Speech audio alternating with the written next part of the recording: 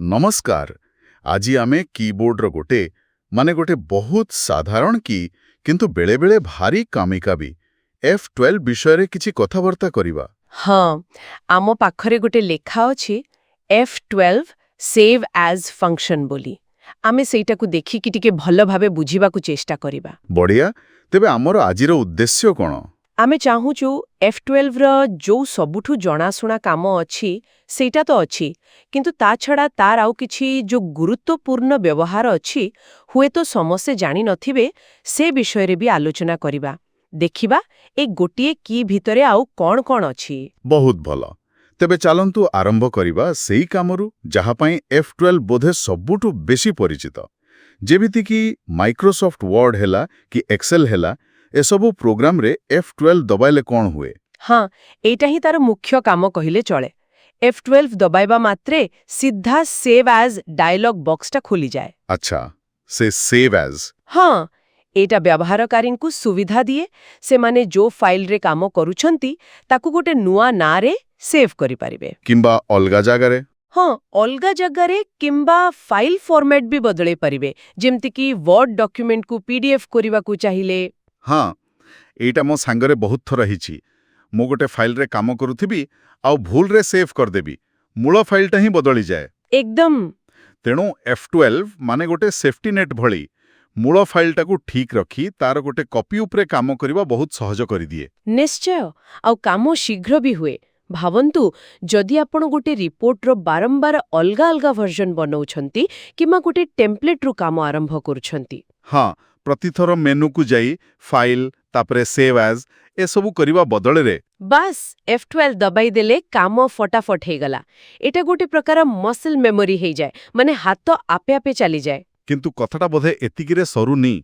आपण कहतिले लेखारे आहुरी किछि कथा अछि। हाँ आउ एइठु कथाटा आहुरी मजेदार हेउछि। आपण जेतेबेले वेब ब्राउजर व्यवहार करूछंती माने क्रोम हेला फायरफॉक्स की एज हाँ सेठी जदि F12 दबांती जानिछंती कोन हुए? मो सुनिछि बोधे किछि गोटे टेक्निकल जिंसो खोले ना डेवलपर मान को पई। एकदम ठीक।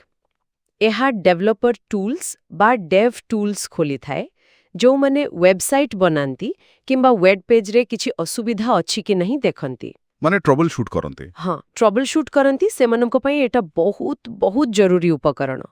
F12 दबाइबा क्षणी सेमाने सेई पेज रो पूरा कोड देखि परिबे HTML CSS नेटवर्क रिक्वेस्ट सब किछि। अच्छा आउ खाली देखिबा नुहे सिटी संगे संगे किछि बदलेई की टेस्ट भी करि परिबे। वाह, माने गोटे साधारण की भितरे वेब डेवलपर मान को पई एत्ते पावर अछि एटा तो सेमान को काम को निश्चय बहुत सहज कर दुथबो। निश्चित भाबरे आउ गोटिए व्यवहार भी अछि जोटा कंप्यूटर आरंभ हेला बेले काम दिए। सबु कंप्यूटर रे नुहे किंतु किछि किछि मॉडल रे। हाँ केमती? जेतेबेले कंप्यूटर चालू हुए माने सेई कंपनी लोगो देखाय जेतेबेले सेई समय रे जदि F12 दबांती तेबे बूट मेनू खोली जाए। ओहो, बूट मेनू सेटा कोन जिंस तार काम कोन? एइटा आपणंकु बाछिबाकू दिए जे कंप्यूटर को डिवाइस रु चालू हेबो। साधारणतः तो हार्ड डिस्क रु ही चालू हुए। हाँ सेटा तो डिफॉल्ट। किंतु धरंतु आपणंकु USB पेन ड्राइव रु कंप्यूटर चालू करिवार अछि किंबा को CD DVD रु काहे की करबा को पड़िबो? जेमति कि माने ऑपरेटिंग सिस्टम को पुणी इंस्टॉल करिबा को हेले किंबा किछि खास रिपेयर सॉफ्टवेयर चलेबा को हेले सेतेबेले एई बूट मेनू दरकार पड़े। F12 सेई मेनू को शीघ्र आनिबार गोटे उपाय। वाह बुझिली।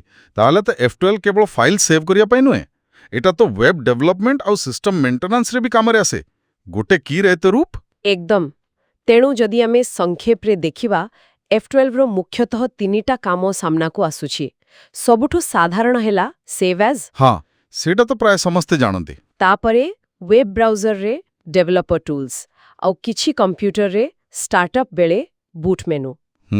यदिओ सेव एज ही तार मुख्य परिचय बाकी दुईटा भी निज निज जागारे बहुत उपयोगी। एथुरु गोटे कथा जणा पड़ुछि जे ए जो कीबोर्ड शॉर्टकट अछि सेगुडा को प्रकृति रे केते काम को सहज और शीघ्र कर दिए। तेबे आजिरो आलोचनारू मने रखिबा पई मुख्य कथा हला F12 मुख्यतः सेव एज पई व्यवहार हुए किंतु तार आउ किछि गुरुत्वपूर्ण स्वतंत्र व्यवहार मध्य रहिछि। एबे ए सबु जानि सारिला परे गोटे प्रश्न मनकु आसुछि।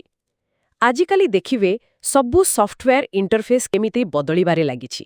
ହଁ, ଅଧିକ ଭିଜୁଆଲ ହେଉଛି। ଟଚ୍ ସ୍କ୍ରିନ୍ ପାଇଁ ଡିଜାଇନ୍ ହେଉଛି।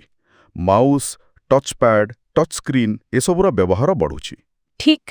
ତେବେ ପ୍ରଶ୍ନ ହେଉଛି, ଏ ଯୋଉ ବଦଳୁଥିବା ପରିସ୍ଥିତି, ଏଥିରେ F12 ଭଳି ଯୋଉ ପାରମ୍ପରିକ ଫଙ୍କସନ୍ କିଜ୍ ଅଛି ଆଉ ତାଙ୍କର ଏଇ ସ୍ଥାପିତ କାମଗୁଡ଼ିକ, ଏହାର ଭବିଷ୍ୟତ କ'ଣ? ଭଲ ପ୍ରଶ୍ନ। କ'ଣ ଲୋକେ ଧୀରେ ଧୀରେ ଏଇ ସର୍ଟକଟ୍ କମ୍ ବ୍ୟବହାର କରିବେ କି ଭୁଲିଯିବେ? ନା ଏଗୁଡ଼ିକ ସବୁବେଳେ କାମକୁ ଶୀଘ୍ର କରିବାର ଗୋଟେ ଭଲ ଅପରିହାର୍ଯ୍ୟ ଉପାୟ ହୋଇ ରହିବ? ଏଇଟା ନିଶ୍ଚୟ ଗୋଟେ ଭାବିବା କଥା। ଟେକ୍ନୋଲୋଜି ବଦଳିବା ସହିତ ଆମର ପୁରୁଣା ଅଭ୍ୟାସ ଆଉ ନୂଆ ସୁବିଧା ଭିତରେ କେମିତି ସବୁ ଚାଲିବ। ହଁ, ସେହି ସନ୍ତୁଳନଟା କେମିତି ରହିବ, ତାହା ଦେଖିବା କଥା। ଏହି ଚିନ୍ତା ସହିତ ବୋଧେ ଆଜିର ଆଲୋଚନାକୁ ଏଇଠି ଶେଷ କରିବା।